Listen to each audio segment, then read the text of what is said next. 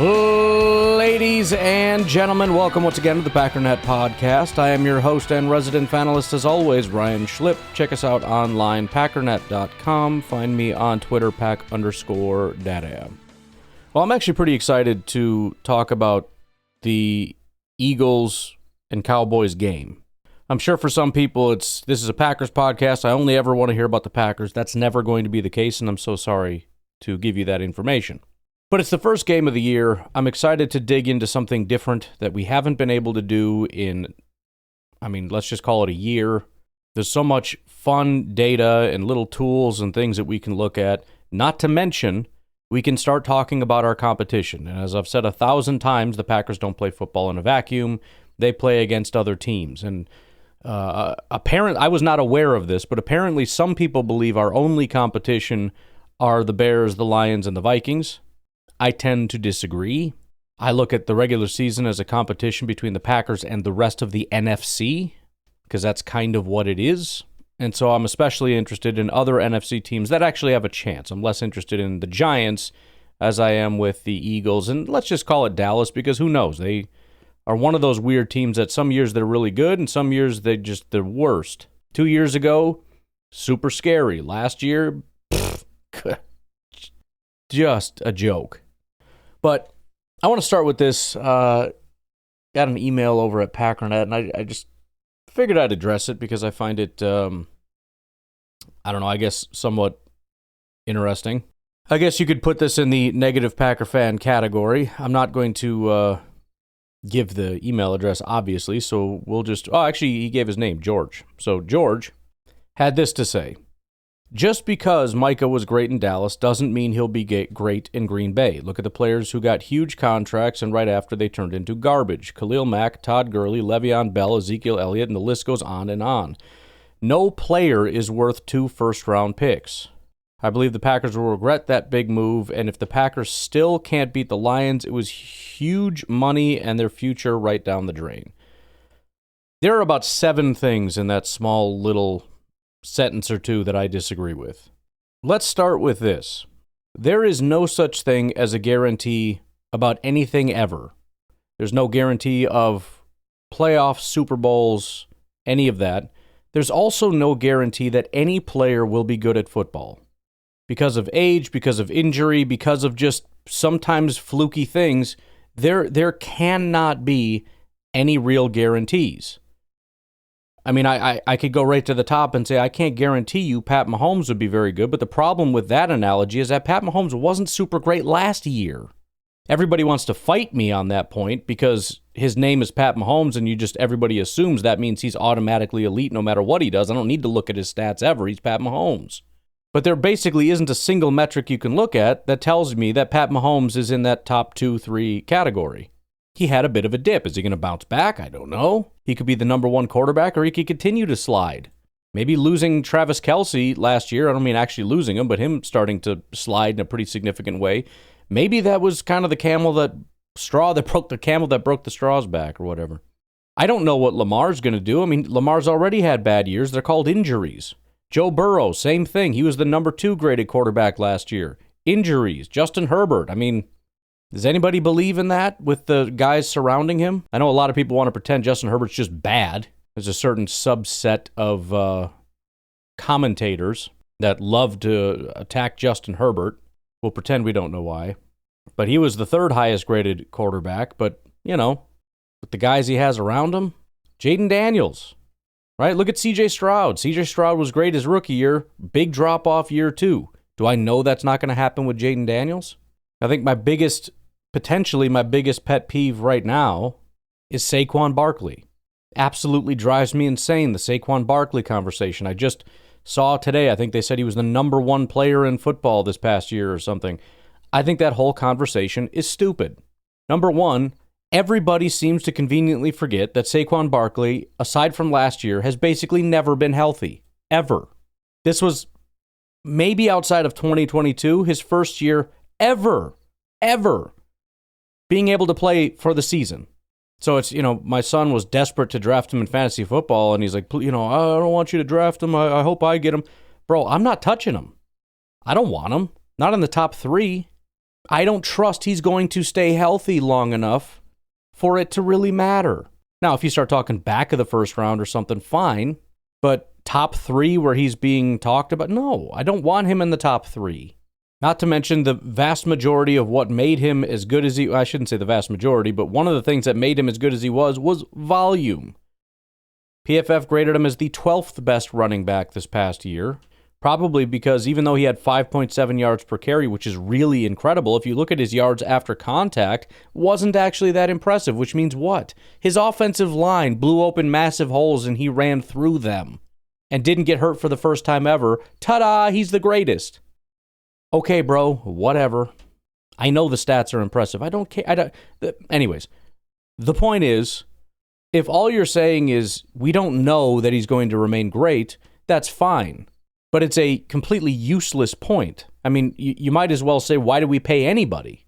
Why would you pay Jordan if you don't know if he's going to be able to play? So we should just get, I mean, a lot of people made that point. But the problem is if you follow these sort of things, these I can't even call them cap purists because that wouldn't be the people that just hate spending any amount of money, is that you spend no money and you sign no players. Because nobody is ever worth any amount of money because maybe it's not going to pan out. If you're saying, however, or trying to say that you believe that it's not going to work out or that there's a high probability, then you need to kind of provide some kind of information. And George kind of does that by cherry picking some people that he didn't feel like really panned out very well, although I don't super care for his list. He listed only 4 people, which is way too small of a sample size. Not that obviously he's not trying to list everybody, but if you're trying to convince me, I'm looking at 4 players. That doesn't mean anything to me. I would need much better data than that. The other problem I have is that you listed 3 running backs in that group. Running backs are notorious for falling off right around that time they get that second contract. You get to 26, 27, 28 years old, running backs generally start to decline. We're not talking about a running back here. The only non-running back he listed is Khalil Mack, and that is insane.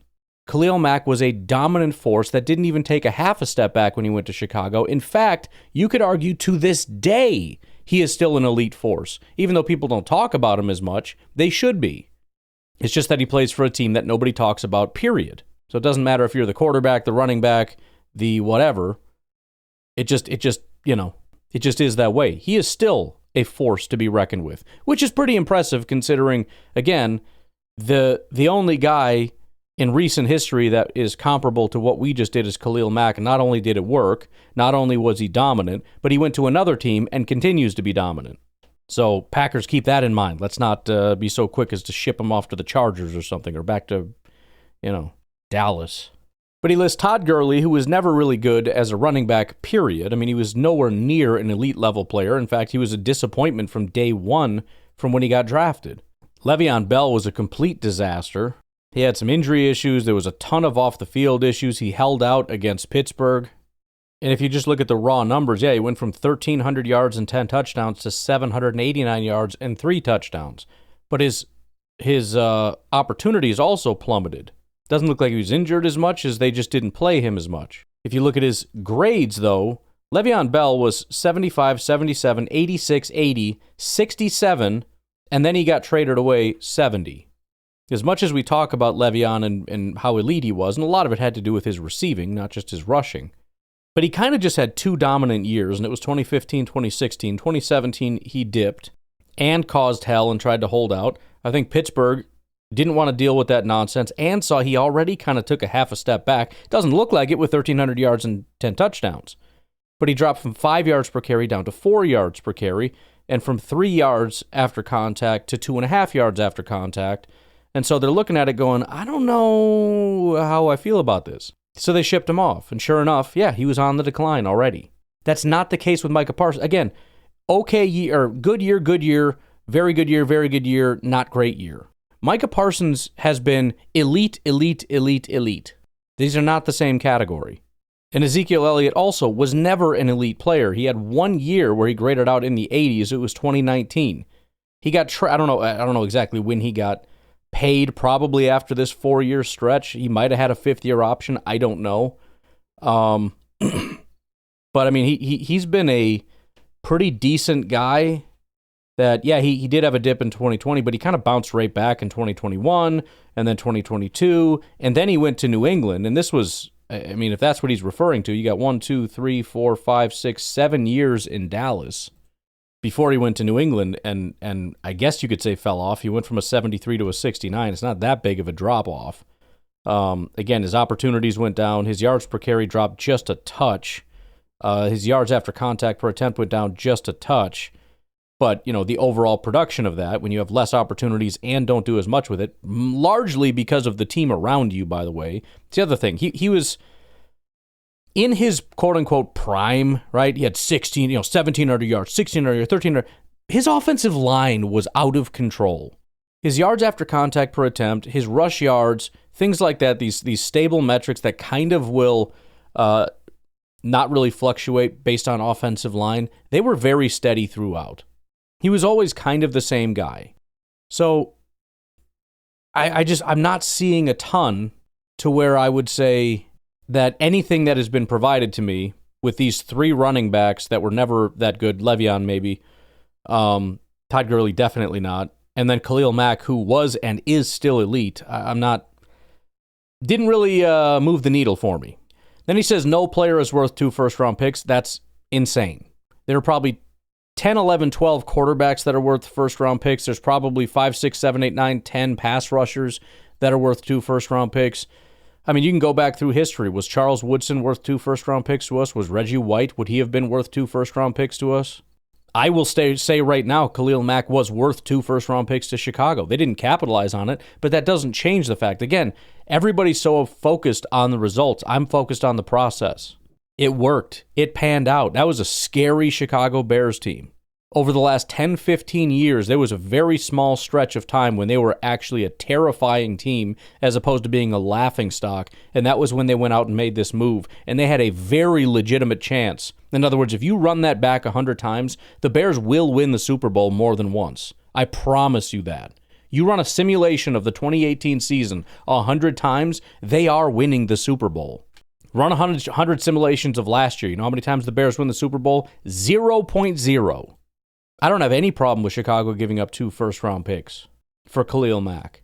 I think it was the right decision. I think, you have to be careful if you're going to throw, because it is a ton. But there are certain positions and certain people that can affect a game by themselves. You look at corner. I'd be a little iffy about corner, not because they can't be dominant, but because you're a part of a group. And it's a lot easier to throw away from an elite corner. It still makes you scary because you can do stuff schematically with a guy that erases people like Richard Sherman, right? He would just erase a half of a field. That's important. But I can still throw on this other guy that's a piece of crap. So you still have to have other stuff. And if you don't have pass rush, if the quarterback has enough time, they'll find somebody. You can't do that with a pass rusher. There are certain people that impose. Quarterbacks impose. Offensive tackles are extremely valuable because their goal is to erase elite pass rushers. But again, you're a part of a committee. And if it's a weakest link type of a deal. And so you would kind of need... it's not to say you can never argue that 2 firsts for an offensive tackle would be worth it, but it's a little bit more iffy than quarterback and pass rusher, which are just easy to me. If you're talking generational quarterback, generational pass rusher, yes, 2 firsts is worth it. And I really hate to circle back to an argument that I hate, which is, look at our first-round picks and tell me it's not worth it. I don't love that argument. But again, in this case, I kind of do, because even if you pick the good players as opposed to cherry-picking the bad players, which is what most people do. Oh, Darnell Savage, even if you cherry-pick the good players, I'm not sure I wouldn't trade them. He says, I believe the Packers will regret that big move. It's not impossible they'd regret it, but again, that's not the point. The point is the process. Was this good process? I can't think of a single reason why it's not, and I haven't heard anything from George to make me think it isn't. If the Packers still can't beat the Lions, it was huge money and their future's right down the drain. George, I hate this sentence. And I partially hate it because this is exactly what I said was going to happen, and I knew it. I knew this would happen. If the Packers lose to the Lions, negative Packer fans, who are basically like Bears fans that are happy when the Packers win, it's a weird thing, But negative Packer fans, Bears, Vikings, Lions fans, they're all going to come out and pretend that this is some kind of an indictment on Micah Parsons, and that makes zero sense. Does anybody believe that the Packers will never lose a game now that they have Micah Parsons? Because that's exactly what you're saying here. Are they allowed to lose games against elite competition? Is that allowed now that they have Micah Parsons? Or if you give up 2 firsts for a player, you have to win every single game? Very obviously they're allowed to lose games. So why is it that if they lose this game, that means not only was it a waste of money, which is insane because you're again saying that they're not allowed to lose any games ever, but their future went right down the drain? How is that the case? Their entire future is ruined. This goes back to now that you don't have first-round picks, we have to pretend you don't have any picks, right? There is no second round, third round, fourth round, fifth round, sixth round, seventh round, or undrafted free agents where the Packers have found a significant amount of success, and their roster is loaded with talented people from those, rounds. Edgerrin Cooper's not a first-round pick. He's a second-round pick. Zach Tom is a fourth-round pick. And then again, as far as the salary cap, as though we'll never be able to, it's not true. It's just not true. So we have a perfectly manageable salary cap. We still have a ton of draft picks. Our first round picks that we would have had are essentially second round picks. Remember, there's in a given draft, there's maybe like 15 to 20 to maybe 25 actual first round grades. Generally where the Packers are picking, you're looking at second round prospects.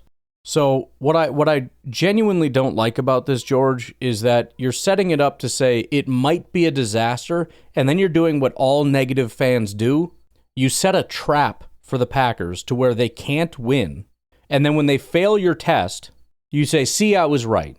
You set up a scenario where you try to be miserable, you try to prove that all your greatest fears are true. You set up a test that is unpassable by the Packers, which is if they lose a single game, which is your test, because if they're not allowed to lose one game to the Lions, then they're definitely not allowed to lose a game to anybody else. So if and when they fail that test, you get to say, see, I was right. It's such a weird thing to me how negative fans are so afraid to allow themselves to be happy. They're so afraid of the pain of what if it doesn't work? What if we're doomed? What if we paid this guy and we don't win Super Bowls and he's not that good and then we don't have any money? We can't pay any of these guys and we're set up for 10 years. That fear is so pronounced in some people. And the reason why negative Packer fans, and I'm going to lump you in, George, if this isn't you, then whatever, but the reason negative Packer fans are so despised by everybody else is because this fear forces them to be angry, hostile, destroy any moment of happiness with some kind of a negative side. But the problem is, you don't want to be wrong. There's always this, well, I hope I'm wrong type of thing. But you spend all of your time trying to prove that the Packers have failed. You're still trying to prove that Jordan Love, not speaking about George here, Jordan Love was a bad decision. We should have gotten T. Higgins. And so you root against Jordan Love. You root for Aaron Rodgers because you want everybody to know that you were right, that they shouldn't have gotten rid of him, and because you said we're screwed once he's gone. So Jordan Love has to fail. Aaron Rodgers needs to succeed so that you can say, ha-ha. You root against draft picks so that you can say, see, I told you that was a bad pick. And now we have people that are setting, again, I can't 100% say rooting against the Packers, but are setting up essentially booby traps that you cannot get through unscathed so that the negative fans can say, see, this was stupid. This was a bad decision, and all of you were stupid for being happy about this, and this never should have happened, and now we're screwed, and now we're doomed. The Packers have been a great team my entire life. We've been to the playoffs almost every single year of my life, and negative Packer fans would have you believe that we have been a 4-win team forever, at least since Gutekunst got here. I don't know. So I will just implore all of the negative fans. I'm not saying you have to just blindly believe everything, but don't do this. Don't cherry pick negative situations and say, therefore, this is a negative. Don't set impossible tests that the Packers can't pass so that when they don't pass it, you get to say, see, this was a bad decision. Don't do that.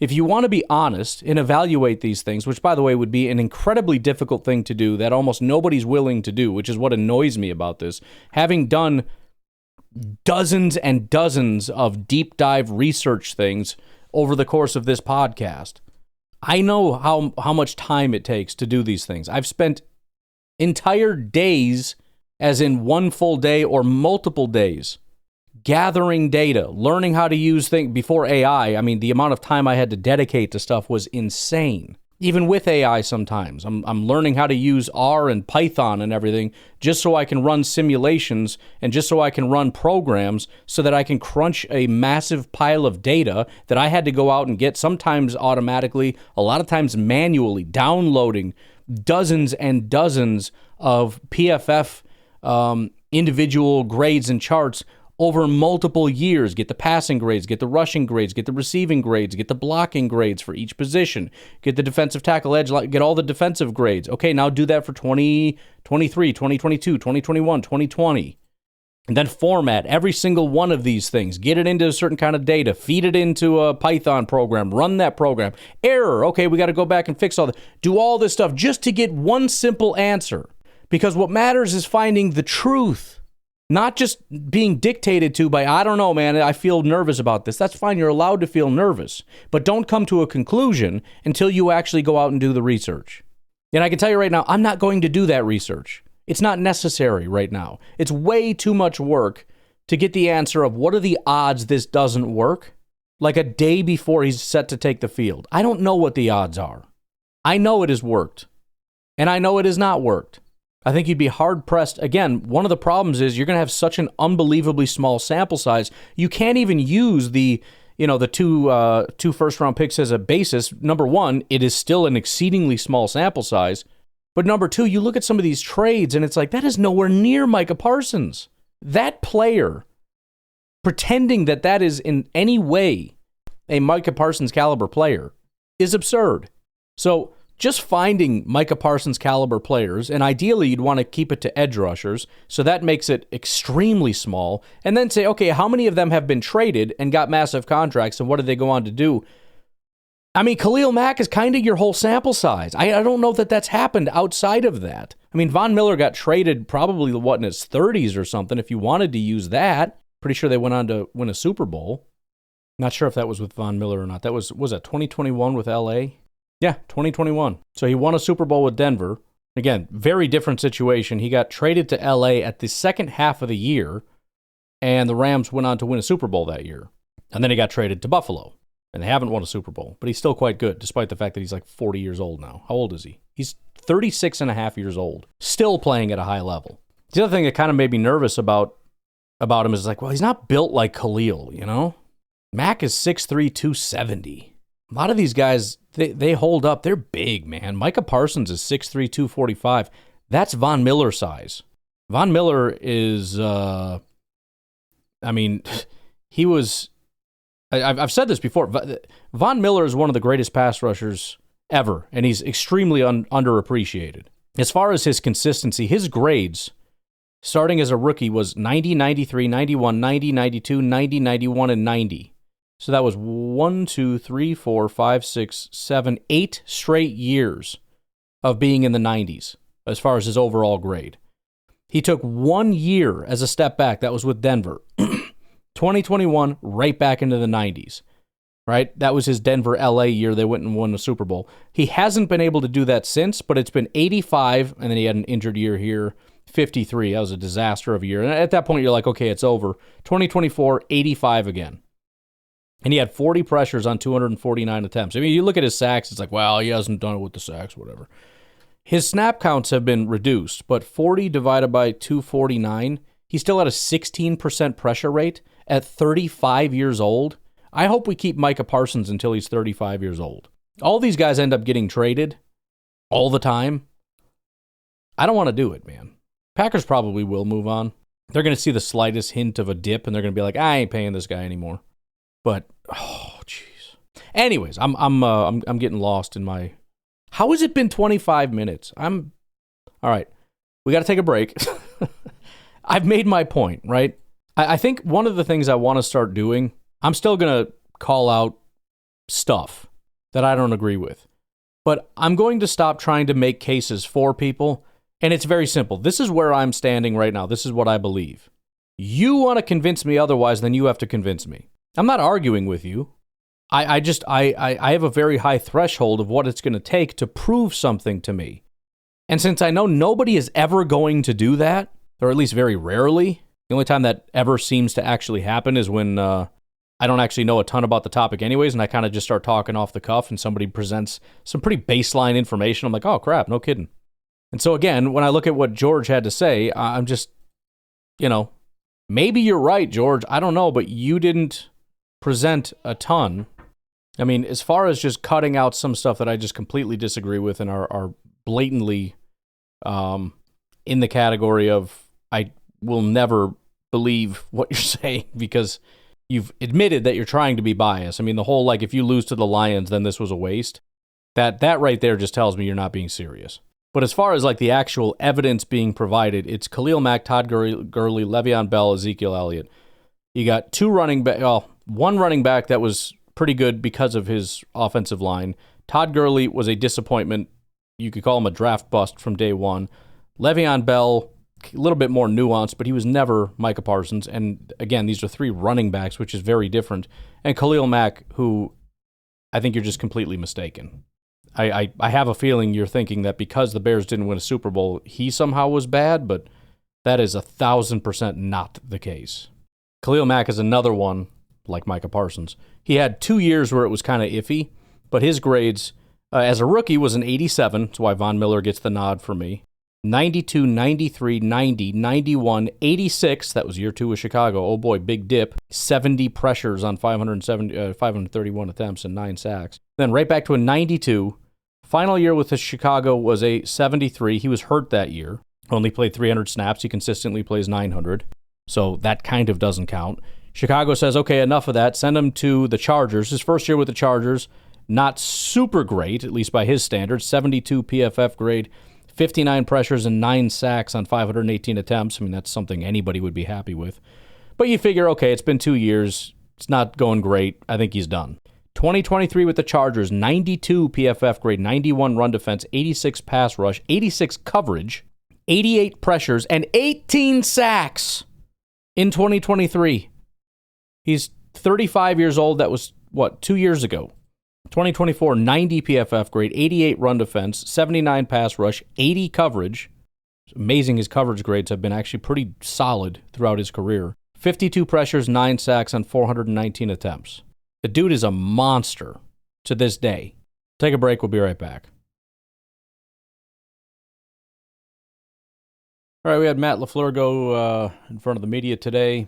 Not a huge amount of massive details or anything. Talked about week 1, unscouted looks, etc. Yes, it's tough.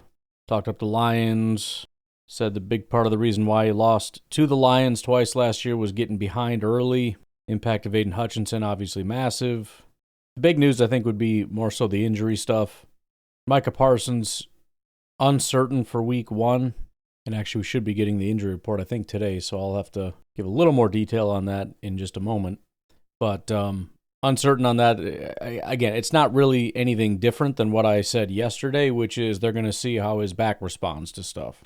I'd be very surprised if he doesn't play pending some kind of a setback. But they're obviously going to leave it open-ended, especially from a strategic standpoint of just saying, yeah, I don't know. I don't know anything. I don't know what's going on. Is so-and-so going to play? I don't know. Maybe not, man. Might not. Freaking crazy out there.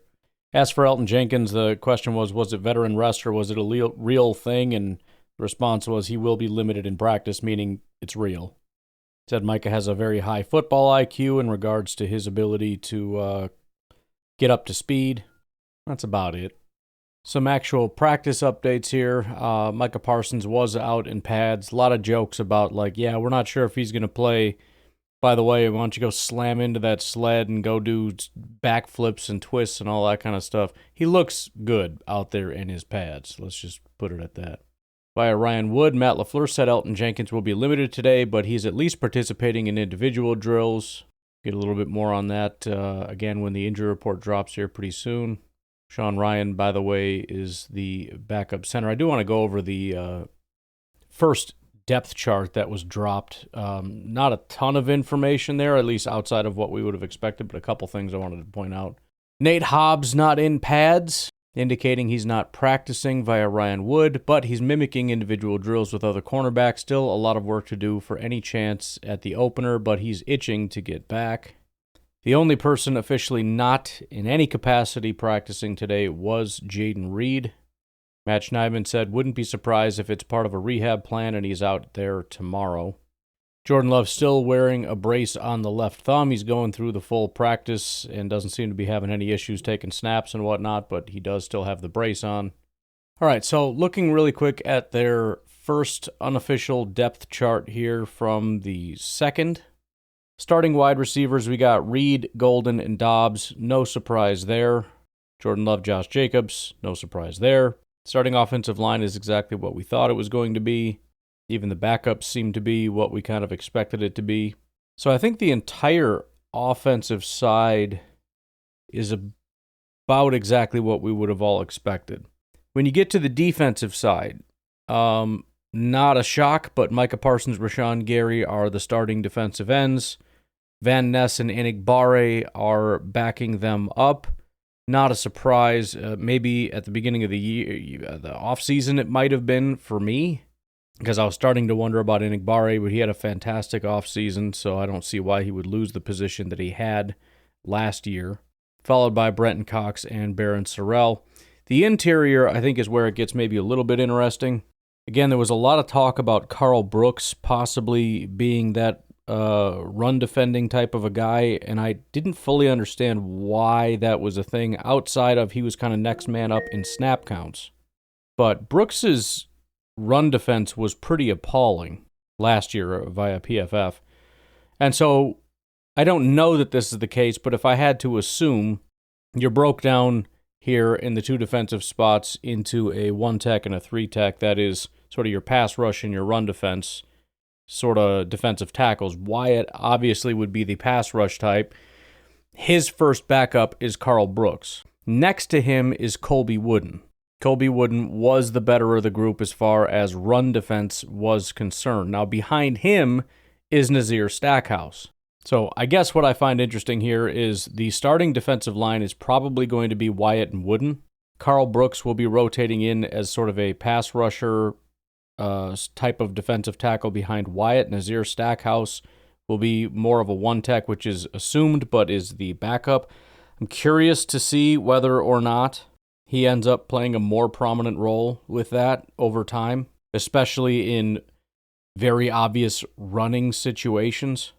And then Warren Brinson, he is behind Carl Brooks. I don't know if I'd put too much into that, primarily because I don't know if they just kind of sort top to bottom, which could be the case from the beginning, which would mean we're just kind of going 1, 2, 3, 4, 5, which is Wyatt, Wooden, Brooks, Stackhouse, Brinson. It's a possibility. But either way, I don't know that Brinson would definitively just be in that 1-tech type of deal. Plus, it's so early. We got to kind of see how these guys do. Linebackers McDuffie, Quay Cooper, that is to be expected. Tyron Hopper is listed twice as a linebacker for McDuffie and Quay, with Neiman as sort of the other guy behind Edgerrin. Do not expect him to come in if Edgerrin goes down. I think that would be Tyron Hopper either way, but that's just how they wrote it out. Cornerback is what's really, I don't know if interesting is the word, but just the way that it's written out here. So they only put 2 cornerback spots. They didn't put a nickel cornerback spot in here, so I don't really know exactly what to make of this. The corners are Keyshawn Nixon and Nate Hobbs. Behind them are Valentine and Melton, and behind them is Kamal Haddon. Bullard is listed as the third safety. McKinney, Williams, Bullard, Anderson, and then Oladapo. By the way, it does make sense that this is more of a 1, 2, 3, 4, 5 as opposed to this position and that position-specific backup. Because when you look at the wide receiver spot Jaden Reed is in, you would think, okay, that must be the slot. Tentavian Wicks is his backup, and I don't think so. Although, between him, Savion, and Malik, I don't know who we would expect to be in that spot. Anyways, my hope here, as I've been saying since the beginning, is that Keyshawn Nixon and Nate Hobbs are our 2 cornerbacks. When they go to 3 cornerbacks, Carrington Valentine will come in, and either Hobbs or Nixon will go in the slot. This is assuming Hobbs is healthy to begin with. If he's not, I'm assuming it's going to be Nixon, Valentine with Bullard in the slot. But when they are healthy, I am wondering if they keep Bullard as the number 3 safety and let it be Nixon, Hobbs, and Valentine, because those are the cornerbacks listed. It would be weird to have a slot corner listed as a safety, but obviously not impossible. Might have been what they were doing last year, I don't know. And then the only other interesting thing that may be somewhat disappointing to some people are the kick and punt return. Kick return is listed as Keyshawn Nixon and Bo Melton. Nothing really upsetting there. Punt return number 1 is Jaden Reed. Yikes. Number 2 is Matthew Golden. Double yikes. Number 3 is Keyshawn Nixon. So we'll see how that pans out, but not my favorite thing. But all right, let's take a break. We'll do the injury report followed by Thursday Night Football, and then we'll get out of here. Take a break. We'll be right back. Okie dokie. Starting off with the Detroit Lions injury report. Isaac Tesla, the wide receiver that they've been very, very excited about. He was limited participant with an illness. Usually illness is very short-lived, and they end up being just fine. Don't really know how big of a role he's going to have anyways, but that remains to be seen. Coyote Awosika, limited with a shoulder injury. He's not a starter either at guard. Running back Sion Vaki did not participate with a hamstring injury.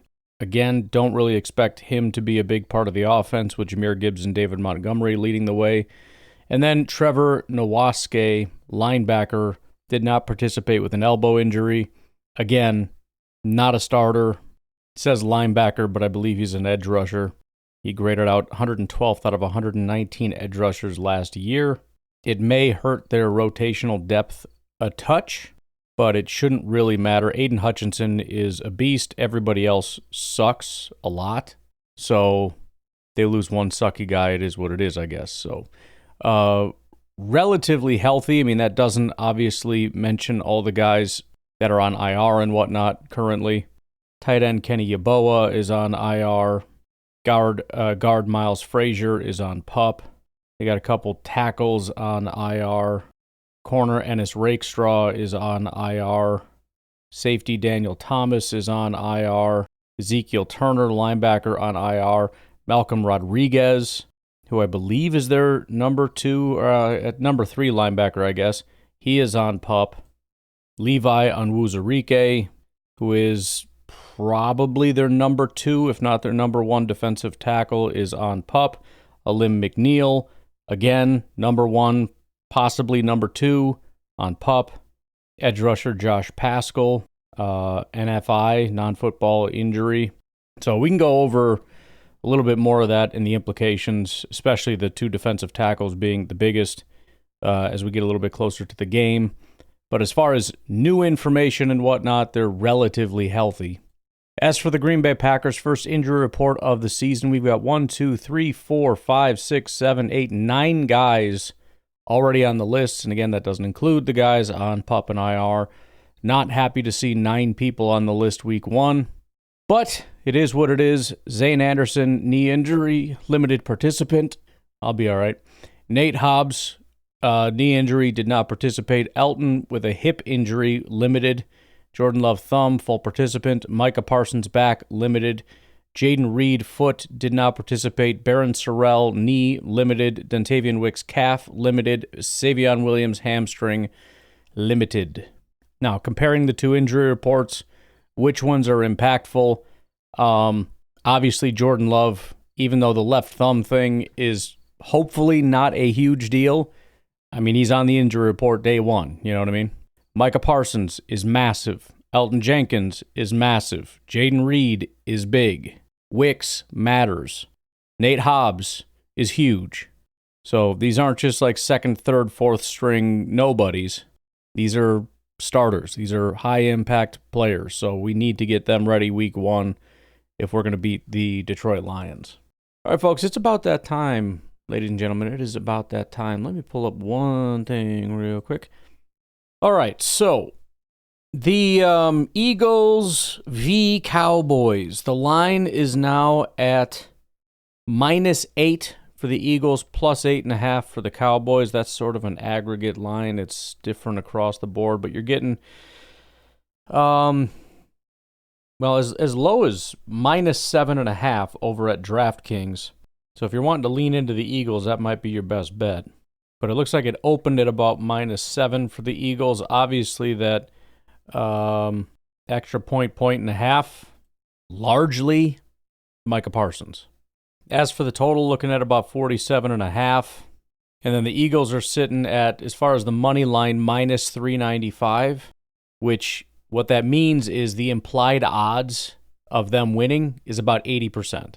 Vegas is giving the Eagles about an 80% chance of beating the Cowboys. The range appears to be, well, you know what, they're just showing me DraftKings, which is the low end. So the range is actually 395 up to 500. It's over at Bet Rivers, but that's an 83% chance. So 79 to 83-ish are the percent chances that they're giving the Eagles a win in this game. Eagles are at home, by the way. As for the injury report, some minor vet rest stuff. A.J. Brown, he was a full participant. Jordan Mailata does have some tightness. He went from limited to full. Darius Slay, full participant.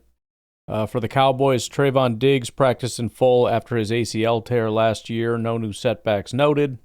The only guys I believe that are listed as out is the Eagles quarterback Tanner McKee, who I think is their QB3, and then Cowboys defensive tackle Perrion Winfrey. Good thing they picked up a defensive tackle, am I right? Looking at some of the matchups, the offensive line, let's call it the trenches battle, obviously is going to pretty heavily favor the Philadelphia Eagles. They've got a very talented defensive line, especially on the interior. Jalen Carter, terrible run defense grade last year, but was the 4th highest pass rusher. Jordan Davis ranked at 19th as a pass rusher. Moro Ojomo ranked 6th as a pass rusher. The two guys off the edge, Nolan Smith, I mean, it was a 68 pass rush grade, but that's not a terrible thing. Jalix Hunt, 66. I mean, it's pretty much 70s across the board, but everybody having a decent ability to rush the passer, which I think is going to work to their advantage. There's no weak spot. Dallas has got rookie Tyler Booker at right guard, Cooper Beebe at center, who was pretty terrible last year, Tyler Guyton at left tackle, who was appallingly bad as a rookie last year. Terrence Steele is going to be starting at right tackle. He's, I believe, a 2020 UDFA who's just never really been very good at anything. So Tyler Smith, who was a first-round pick in 2022, is about the only good offensive lineman that they have pending, rookie first-round pick Tyler Booker. They took at 12. But even if he ends up being great, I mean, you got two solid guards, very meh center. I mean, he's about as good as Myers was, and some bad tackles. And so you've got Dak Prescott, who had probably his worst year ever last year, behind probably his worst offensive line ever.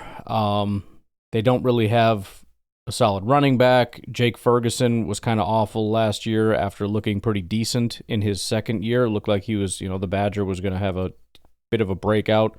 The whole team just fell apart. The only thing they've really got going for him is the wide receivers. CeeDee Lamb, surprisingly only 26. Why do I feel like he's been in the NFL for 500 years? CeeDee Lamb, 26 years old. He also took a step back last year, but is still a very good receiver. They brought in George Pickens. Lamb is sort of your, guy that can move around the formation. Pickens is going to be your X receiver. They got Kevontae Turpin. And the slot, he's gotten better every year over the last 2 years. Blazing fast speed, great returner. That's kind of what they have going for them.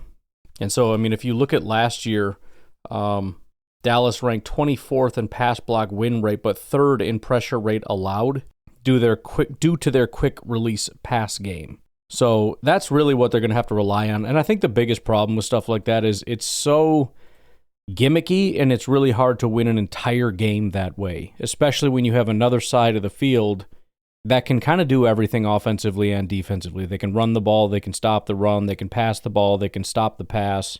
They're really good run defenders, and they can just do all of these things. So if your whole game is we're going to try to get the ball out quickly, you're going to have to win down the field, and that's not going to be easy to do because of the corners and whatnot, which we'll get to in a second. But on the other side of things, it is bleak. There maybe are some questions as far as the offensive line for the Eagles, not unanimously, obviously. Jordan Mailata, maybe the best tackle in football.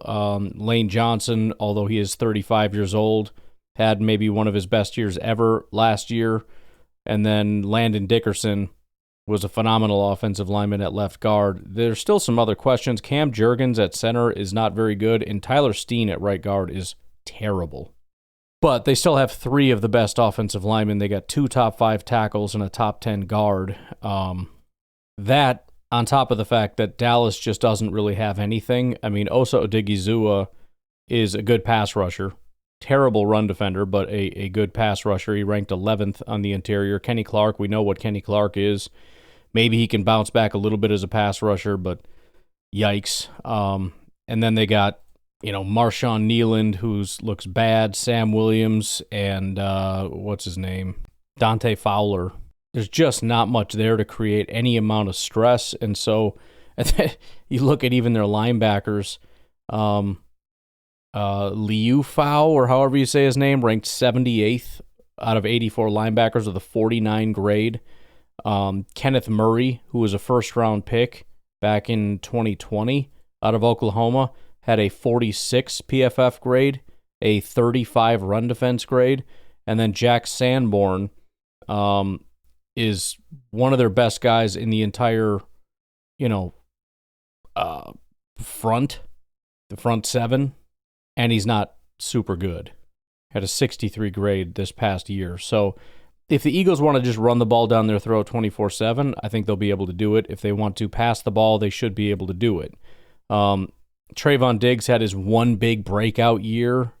He had a bunch of picks. I don't even remember what year that was. 2023, he graded out well, but he didn't play, so that doesn't even count. Last year, he ranked 91st with a 56 grade. Trayvon Diggs is not good. Deron Bland got big-time paid. He ranked 33rd, so I don't even know if he's necessarily a number 1 corner. And they're going to be going up against one of the scarier duos in A.J. Brown and Devontae Smith. Pretty big drop-off after those two, but with Dallas Goedert, Saquon Barkley, A.J. Brown, and Devontae Smith, a solid, certainly solid enough offensive. There's nothing here, man. There's nothing here. They got Malik Hooker, who's going on 30 years old at safety. Dallas does. He's got a decent run defense grade. He can't cover. You've got Donovan Wilson, who was a 6th-round pick, had a 64 grade last year. 70 run defense, can't cover. It is just bleak for Dallas. I don't mean to go through the whole team, but it's so bad. Philly's O-line ranked 6th in pass block win rate. I don't really like ESPN stats, but it's available. The only silver lining for Dallas is that they had the worst pressure rate in the NFL when Jalen Hurts held the ball for more than 2.5 seconds. Their second worst sack rate at 9.1% stems from Hurts averaging 3.17 seconds time to throw, which was the second longest. So the goal here is to get him to hold the ball. The problem is, can you generate pressure even if he doesn't get the ball out quickly? And can you actually get him to hold the ball? Who's going to make him do something? You know what I mean? There's just too much freaking firepower here. With no Micah Parsons, there's just nothing. Looking at coverage, Dallas has got Eberflus now, very zone-heavy concepts. 20% cover 2, which led the NFL in Chicago. 40.6% cover 3. It's a massive philosophical shift from the 76% man coverage from last year. Maybe that ends up helping the corners a little bit. Maybe being so heavily in man coverage really hurt, especially for Diggs. If Diggs is a eyes on the quarterback ball merchant, pick merchant, maybe this will end up helping him quite a bit, and you may see a resurgence back to Diggs having a little bit more success.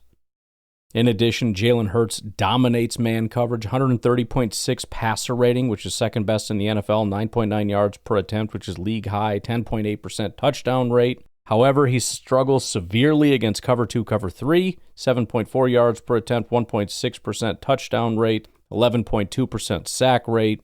So, I mean, the new defensive scheme, and look, I mean, there's no pieces here, but let's not pretend Eberflus is bad at this. Eberflus was hired as a head coach because of how dominant his defenses were as a defensive coordinator. He went to Chicago and the team didn't do well, but the defense actually did quite well. And if you remember, as soon as he got fired, their defense went to 0. He is a talented defensive mind. Now, again, I don't think there's really anything to work with here, but maybe they can find some ways to generate a little bit of success. Again, schematically, this is going to work much more to their favor, at least against Philadelphia. Philadelphia, by the way, is the exact opposite defensively. Not in terms of their philosophy, because obviously Vic Fangio's a big zone guy, but they're actually significantly better when they're in man coverage than when they're in zone coverage. So we'll have to see how Dallas decides to play that. Some situational stuff. Red zone, Philly was the 5th best. Dallas 31st at stopping it. So that sucks for Dallas. Again, new defensive scheme and coordinator and all that stuff, but that's rough. Philadelphia is NFL's most aggressive team. They've got the tush push. Jalen Hurts leads the NFL with 15 rushes from the 1 yard line. NFL 4th down conversion rate of 56.18%, which is the highest since 2018. 2-minute drill favors Philadelphia with 4-0 home record in week 1 since 2010 and allowing just 26.4 yards per possession, which is a league low. They forced 3 and outs on 39% of possessions, which is league best, and allowed just 1.63 points per drive, second in the NFL. Historically, Eagles outscore Cowboys 75-13 in their 2024 season series. Dallas managed just 1 touchdown across both games. Philadelphia scored on 50% of their possessions. Looking at some coaching tendencies and whatnot, Sirianni is all about staying ahead of the sticks. They led the NFL in early down run rate over expectation, often setting up manageable third downs, but also has a knack for shot plays. Philly led the league with 14 passes of 40-plus yards last year, many on first down. So don't be surprised by a play-action bomb to Brown in a non-4-minute situation. Schottenheimer for the Cowboys, historically as OC, was run-heavy and conservative. However, inheriting McCarthy's offense and with Dak at quarterback, he might open it up a bit more. But still, look for Dallas to establish the run a little bit more, especially early on. Philly's got the turnover advantage. Dallas has got a very serious sack fumble issue. The referee, like most Sean Smith, has got a big-time home field bias. Dallas has got penalty concerns, third most penalized team, worst road penalty team, 9.25 per game. They lead the NFL in defensive offsides, rank 3rd in defensive pre-snap penalties. So, again, it's like everything. It is absolutely everything. I struggle to try to come up with any kind of a game plan or anything that just works for Dallas other than it's week 1, crazy stuff happens, get deep into your bag, you've got a new OC, DC, whole new crew, do something crazy, come out, find a way to win. But I don't know how you do that without some kind of a fluky. I mean, you kind of just have to depend on the Eagles to beat themselves, I think, because they're just so much better than you.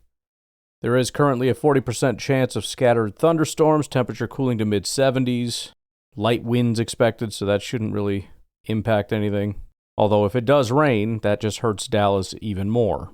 You got Saquon Barkley pounding the ball down your throat, as well as Dallas's fumble issues. It just becomes a bigger issue. So, as far as betting the game, I don't know that I would really want to touch it. I struggle with this whole week 1 thing. Obviously, everything points to Philadelphia, but it's a question of to what degree. So, while I continue to kind of hone in on some, I guess, metrics that I'd like to use for week 1, hopefully by Sunday I'll have something at least to play around with. I'm probably just going to stay away from this. I will say, though, over the years, I did create the sort of DVOA betting metric thing, and JJ has put together a spreadsheet that has a lot here. The LO, ELO, ELO, whatever, DVOA, their Dave metric, which is meant to be more of a, we don't have any information, so it's all based on last year's type of stuff, information. The problem is, again, though, there's 4 different metrics. 2 of them are below, meaning you should bet Dallas. 2 of them are above, kind of significantly. So the DVOA Dave is at -3 for Philly. DVOA is at -4 for Philly. Those both favor Dallas against the spread. There's the PI Plus, which I'll be honest, I forgot what that even means. But that's at -13 for Philly, and then the LO, ELO, ELO, -22 for Philly. So the score predictions are 36-14, 24-21, 30-17, and 24-20. So there's just nothing right now that is strong enough in any one direction, especially since it's week 1 and it's Thursday and it's a divisional game, which I know JJ and I had talked about, and JJ just stays entirely away from fluky things like Thursday, like division games, and I'm guessing week 1 would get added into that. It's just it's a bad game to bet. It's too fluky. But with that said, I am excited about it. I do believe Philly is going to absolute pound town Dallas, and it'll be enjoyable to watch. I don't know what's going to happen in the Packers game, but I do know that if Philly beats up on Dallas really badly, we're at least going to have several days of, boy, you really shouldn't have gotten rid of that guy. If, on the other hand, Dallas does beat Philly, I think that's even better. As much as I enjoy Dallas getting beat and all that stuff, if we're being honest, Philly is the threat, and we should be rooting for Dallas. I know for some people that's impossible. We absolutely should be rooting for Dallas. Philly is the threat. All right, so I am going to leave it at that. We'll revisit this, after the game. We also have to talk about the Chiefs game tomorrow. Care a little bit less about that, but it'll be interesting enough to kind of just look at a couple things. But I am going to leave it at that for now. I will talk to you later. Have a good one. Bye-bye.